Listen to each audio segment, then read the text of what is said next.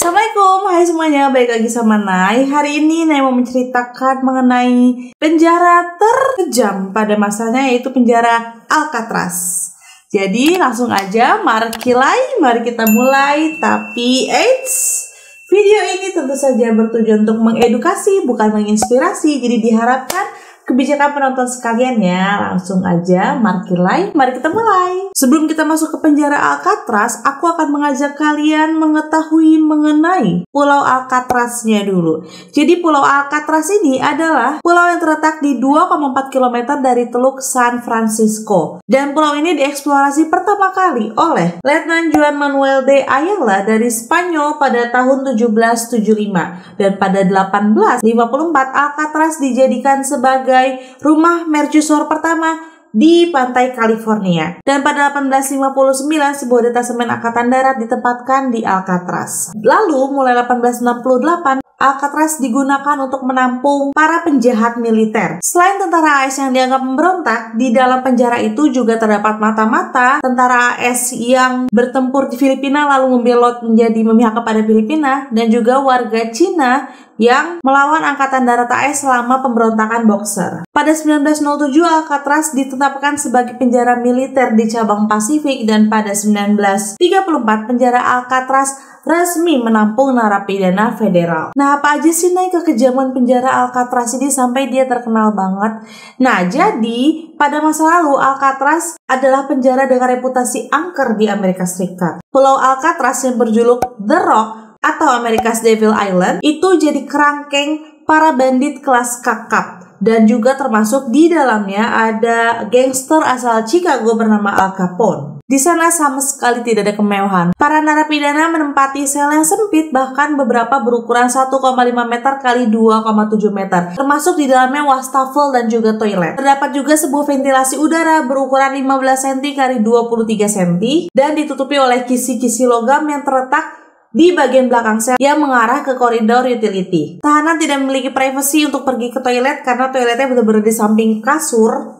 Dan toiletnya akan sangat berbau busuk karena disiram oleh air garam. Di penjara itu aturan diam juga diberlakukan. Penghuni atau para narapidana hanya bisa bercakap-cakap ketika waktu makan dan waktu rekreasi, dan selain itu mereka sama sekali tidak boleh berbicara satu sama lain. Dan beberapa mengatakan bahwa mustahil untuk kabur dari penjara Alcatraz ini karena selain dijaga ketat, perairan di sekitar penjara Alcatraz itu, karena kan dia di pulau sendiri ya, di Pulau Alcatraz itu sangat dingin airnya. Selama penjara Alcatraz ini beroperasi, dia tuh menampung beberapa penjahat terkenal dan juga berbahaya. Seperti yang tadi udah aku sebut di depan, ada Scarface Capone. Dia menjalani masa tahanan selama 4,5 tahun dan dia merupakan mafia terkenal di Italia yang dia tuh termasuk sebagai model karakter mafia kalau di dunia hiburan gitulah. Jadi kalau kita ngelihat mafia-mafia di film itu kurang lebih mengarah ke dia gitu karakternya. Dan meskipun Al Capone ini menimbulkan berbagai keresahan, dia pun akhirnya dikenakan 5 pasal berlapis karena menggelapkan pajak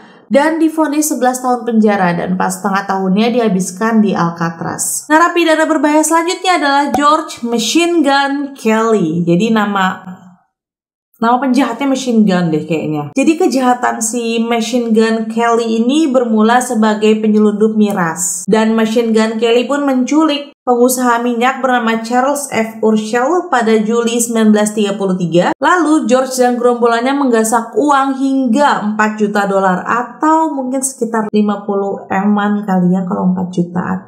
Banyak banget. Dan berbekal bukti dari Charles tadi, FBI pun berhasil meringkus George 2 bulan setelahnya dan memvonisnya penjara seumur hidup. Selanjutnya ada gangster Alvin Creepy Karpis Karpowicz. Namanya agak susah ya.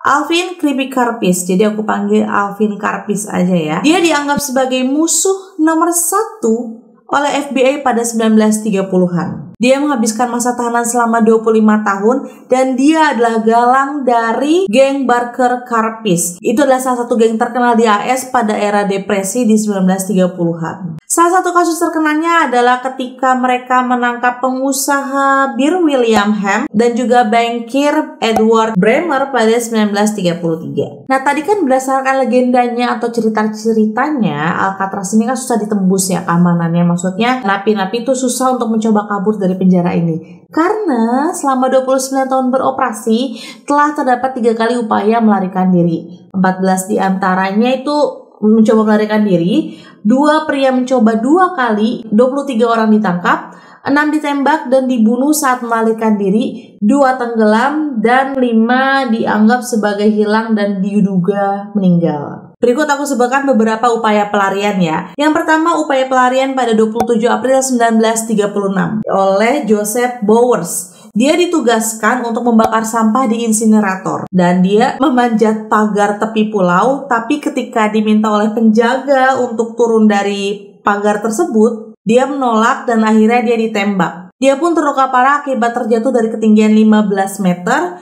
dan akibatnya dia meninggal. Selanjutnya, upaya pelarian diri yang kedua dilakukan pada 16 Desember 1937 oleh Theodore Cole dan Raproy. Selama tugas kerja, mereka itu ditugaskan di bengkel. Mereka memotong jeruji besi dari jendela dan naik ke teluk. Dan pada saat mereka mencoba kabur di hari tersebut tuh sedang badai dan laut tuh sedang bergolak kencang-kencangnya. Mereka dianggap sudah meninggal oleh otoritas penjara karena mungkin mereka tenggelam di teluk dan tubuhnya hanyut dibawa oleh air. Selanjutnya, upaya melarikan diri yang paling kejam terjadi pada 2-4 Mei 1946. Ketika upaya 6 tahanan ini gagal dan menyebabkan pertempuran Alcatraz yang juga dikenal sebagai ledakan Alcatraz. Para tahanan itu diantaranya Bernard Coy, Joseph Kretzer, Sam Shockley, Clarence Carnes, Marvin Hubbard, dan Miran Thompson. Mereka mengambil alih sel dengan mengalahkan petugas dan memasuki ruang senjata. Di tengah-tengah pertempuran, Shockley, Thompson, dan Carnes mereka kembali ke sel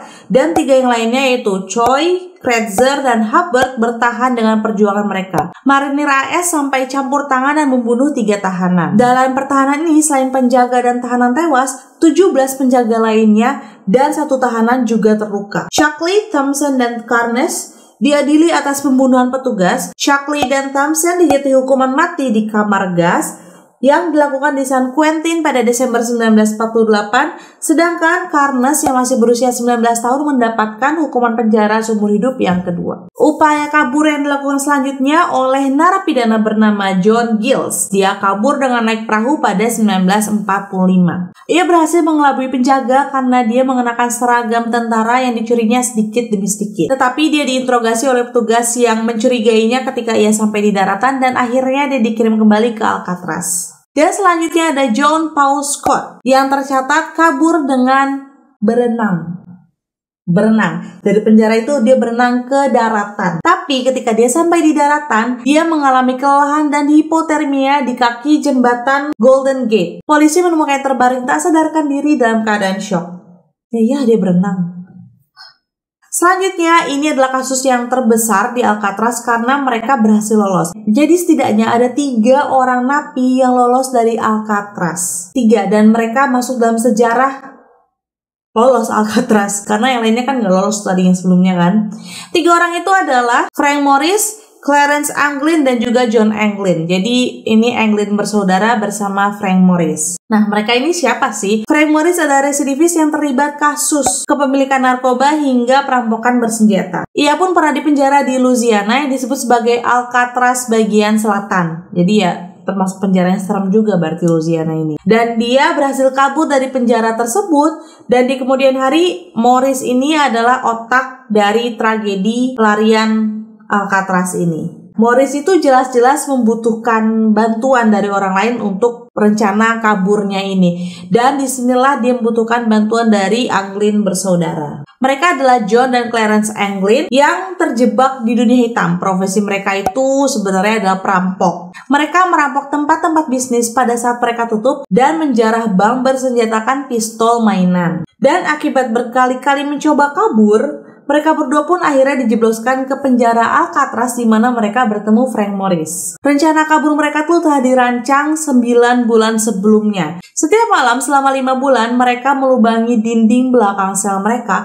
menggunakan potongan pisau gergaji dan sendok logam yang mereka selundupkan dari kantin. Dan beruntungnya rembesan air laut tuh membantu mereka lebih mudah untuk membobol tembok-tembok tersebut. Dan kemudian ketika rekan-rekannya sedang bekerja, Frank Morris akan menyalakan arkeodon sekencang-kencangnya untuk menutupi suara bisingnya. Mereka melakukan pembobolan dinding tersebut dari pukul 17.30 sampai pukul 21 sebelum lampu-lampu dipadamkan. Ketiganya menggunakan kedok ventilasi palsu untuk menyembunyikan aksi mereka dari pengawasan penjaga. Mereka juga mencuri 50 mantel hujan yang dipanaskan menggunakan uap panas dari pipa di bawah sel mereka gitu loh, untuk dibuat menjadi rakit yang akan membantu mereka untuk kabur dari penjara. Mereka berencana mendayung ke Angel Island, pulau terdekat dari Alcatraz, dan mereka akan mencuri perahu dan juga mobil untuk kabur. Untuk menipu para penjaga yang memeriksa sel setiap malam, mereka membuat kepala palsu dari bahan sabun, kertas toilet, dan campuran semen yang kemudian dicat dan ditempeli rambut yang mereka dapat dari salon di penjara. Bukan salon sih, tukang potong rambut di penjara.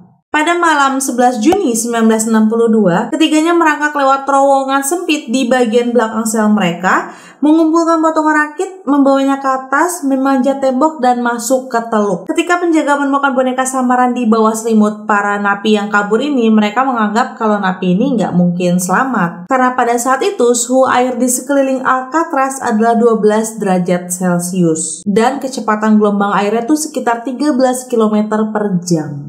Jadi arusnya cukup kuat dan dingin. Potongan rakit mereka ditemukan di teluk, sedangkan tidak ada laporan mobil atau perahu yang dicuri. Jadi nasib ketiga narapidana ini tuh masih nggak diketahui, masih menjadi misteri. Tapi walaupun begitu, mereka masih dianggap sebagai buron. Anehnya lagi, yang mengagetkannya lagi dan membuat beritanya booming, pada tahun 2013 muncul sebuah surat yang ditujukan kepada kepolisian San Francisco dan penulisnya mengaku sebagai John Anglin. Yes, satu dari 3 napi yang kabur itu, si Anglin bersaudara. Dan isi suratnya tuh seperti ini. Nama saya John Anglin, saya melarikan diri dari Alcatraz pada Juni 1962 bersama saudaraku Clarence dan Frank Morris.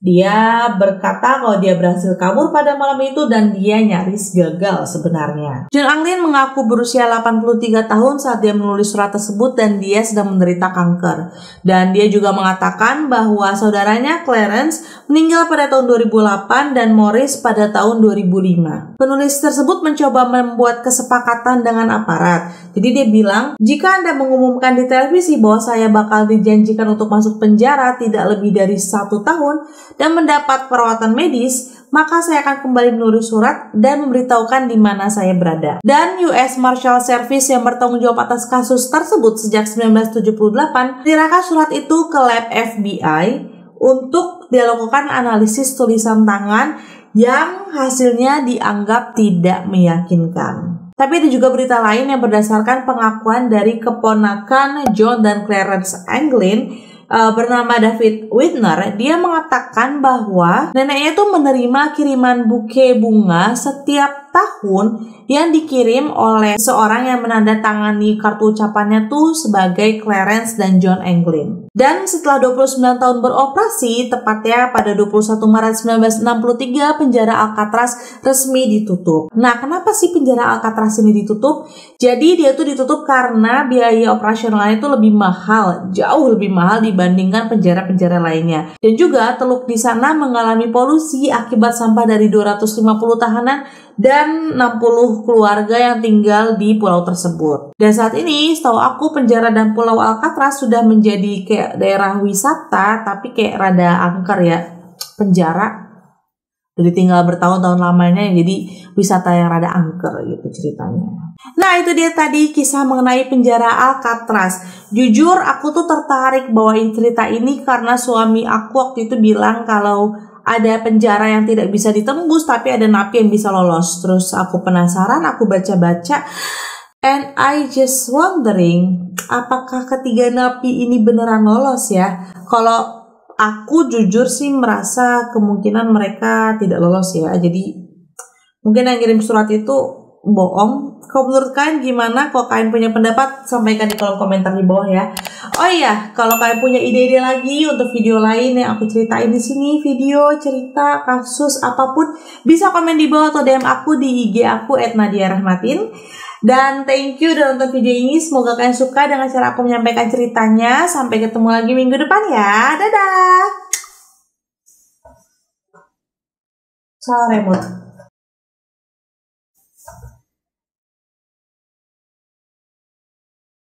Oh, shit. Salah.